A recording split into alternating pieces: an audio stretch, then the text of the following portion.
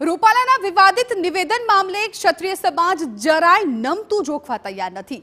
બે વાર માફી માંગવા છતાંય રૂપાલાને રાહત નથી મળી રહી। ક્ષત્રિય સમાજને રૂપાલાની ટિકિટ કપાય તેનાથી ઓછું કંઈ ખપે તેમ નથી।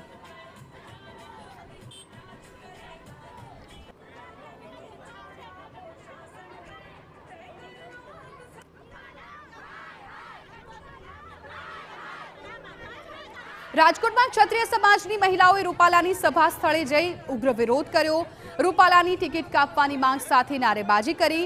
ક્ષત્રાણીઓનો આક્રોશ જોતા પોલીસે તેમની અટકાયત કરી હતી। બીજી તરફ જામનગરના પણ દ્રશ્યો છે। કાલાવડમાં પણ ભાજપની સભાના સ્થળે ક્ષત્રિય મહિલાઓએ ઉગ્ર વિરોધ કર્યો હતો।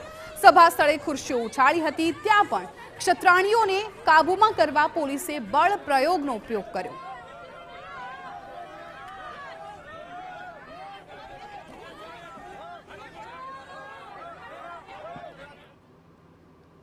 હવે ક્ષત્રિય સમાજના આ આકરા વિરોધ વચ્ચે પુરુષોત્તમ રૂપાલાએ પણ એક નિવેદન આપ્યું છે।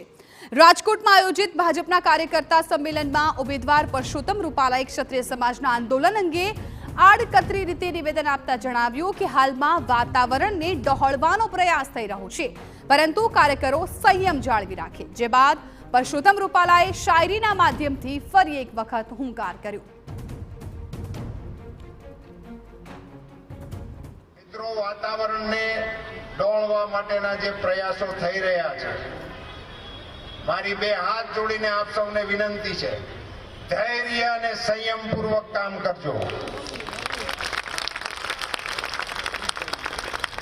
મને આપ સૌ ઉપર ભરોસો છે, રાજકોટ લોકસભાના મતદારો ઉપર ભરોસો છે, અને મને કહેવા દો, फानुस बनकर जिसकी हिफाजत हवा करे वो शम्मा क्या बुझेगी जिसको रोशन खुदा करे।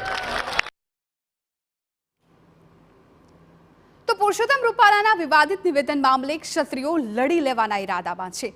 ક્ષત્રિય સમાજને રૂપાલાની ટિકિટ કપાય તેનાથી ઓછું કંઈ ખપે તેમ નથી। તો બીજી તરફ ભાજપ રૂપાલા બે વાર માફી માંગી ચૂક્યા છે। પ્રદેશ ભાજપ પ્રમુખે પણ બે હાથ જોડી માફી માંગી છે, પરંતુ ઉગ્ર વિરોધ થતા વિરોધ વચ્ચે ભાજપ હવે મચક આપવા તૈયાર નથી।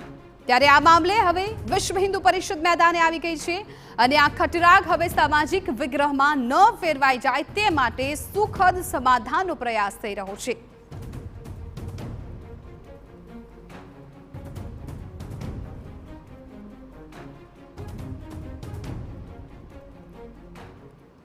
પણ છતાં આ મનમેળ જે બેસતો નથી, અને આ જે પ્રશ્ન બની ગયો છે એનાથી આખો સંત સમાજ, હિન્દુ સમાજ અને બધી જ્ઞાતિ જાતિના લોકો બહુ જ ચિંતાતુર છે, અને બધાના મનમાં એમ છે કે ભાઈ આનું જલ્દી સમાધાન થાય તો સારું।